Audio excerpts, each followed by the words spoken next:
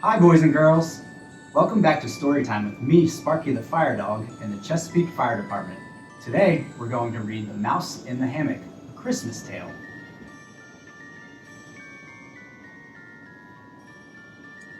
It happens this time of year. I hear the attic door going creak as it slowly opens. The dust on the old, battered box gets wiped away. Its lid is gently lifted, and one by one, we are all taken out. The tinsel, the ornaments, the nativity set, the nutcracker, the angels, and at last, little old me. I peek outside the window with my tiny black eyes. Are those twinkly lights I see? Is that a Christmas tree I smell? Are those jingly bells I hear? This can only mean one thing. Christmas is near! No time to dilly-dally. There is so much to do. The streets are busy with grown-ups rushing around, taking care of all the big things. The parties, the food, the presents. But what about the little things? You know, all of those things that don't look important, but make Christmas extra special. Who will take care of those little things? Why, someone very little, of course. So little, he could live in a gingerbread house. So little, he could sleep in a Christmas tree. So little, he could hide under a gold bell.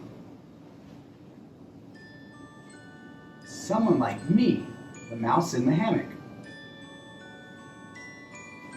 Dong, dong.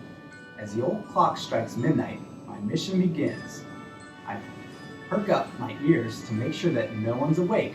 I carefully get out of my hammock, climb down the tree branches, and scurry around the house, looking for all those little things that need doing. On the first night, I refill the cookie jar, checking that they still taste good. Yum! On the second night, I sew up the Christmas stocking, the one with the hole. Ouch!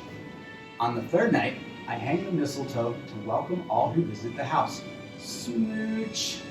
I work so hard each night before Christmas, and I get very sleepy. Sometimes so sleepy that I don't make it back to the Christmas tree. But I can always count on little hands to find me and tuck me back into my hammock, so all day long I can rest up for the night. Night after night, my mission continues. I gather the kids' wish lists, I shine the Christmas ornaments, I straighten the star at the top of the tree. At last, Christmas Eve arrives. I just love Christmas Eve. Hooray! All of the friends and family coming to visit. Patiently, I wait for the festivities to end, friends to leave, and my family to fall fast asleep. This is my busiest night of the year. Santa's on his way, and I am his biggest little helper. First, I tiptoe to the manger where baby Jesus sleeps, and I gently tuck him in. He is little too. Shh. Then I make sure that everything is ready for Santa's arrival. Oh no! There's a hot coal in the fireplace.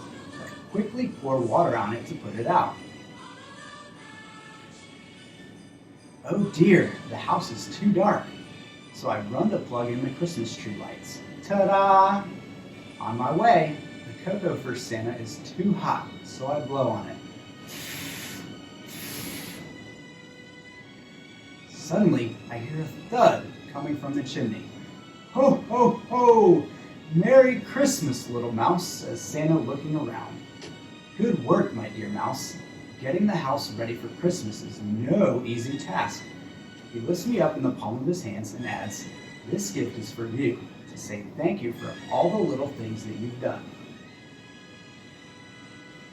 Ding, ding, goes the beautiful gold bell. You may think that you've done only little things, but you don't have to be big to do good things. The little things make a big difference.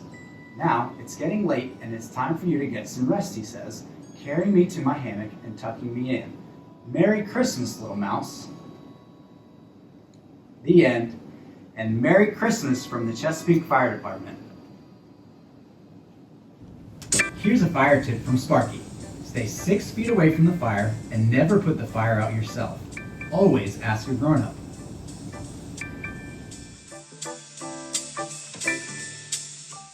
Welcome to Activity Time with Sparky. In today's story, we learned about the little things that make a big difference. Now here are some little things you can check in your house with a grown-up to make sure it's fire safe. You can find the maze and directions on the CFD Kids page. Check the link in the video description. To start, first, the cuckoo clock strikes midnight. Mouse has a big night ahead of him. While he gets up and ready, have your grown-up help you check your tree and make sure it has enough water. Dry trees can easily catch fire. If you have an artificial tree, move to step 2. 2. Mouse is in the kitchen refilling the cookie jar. Now is a good time to check your kitchen with your grown-up and make sure there are no safety hazards. A good place to start is the stove. Make sure the knobs are in the off position when nobody is cooking. If someone is cooking, make sure the pot and pan handles are not pointing outward so they don't get knocked over. This is how the pan handles should be pointed, inward, so they don't get knocked over. Again, make sure your grown-up is helping you.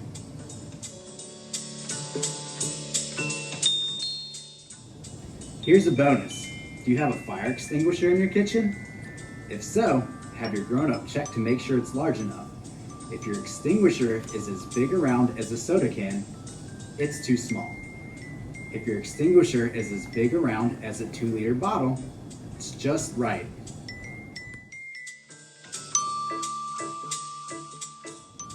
Step 3.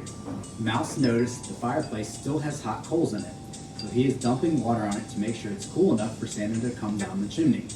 If you have a fireplace, have your grown-up check that there is a screen that goes across the opening. It helps keep the embers from popping out and starting a fire. If you have space heaters, make sure they are not close to curtains, furniture, or anything else that can catch fire. Also, it's best to plug them directly into the wall outlet and not into extension cords or surge protectors. They can overheat and start a fire. Make sure your grown-up is helping you. Electricity can hurt you.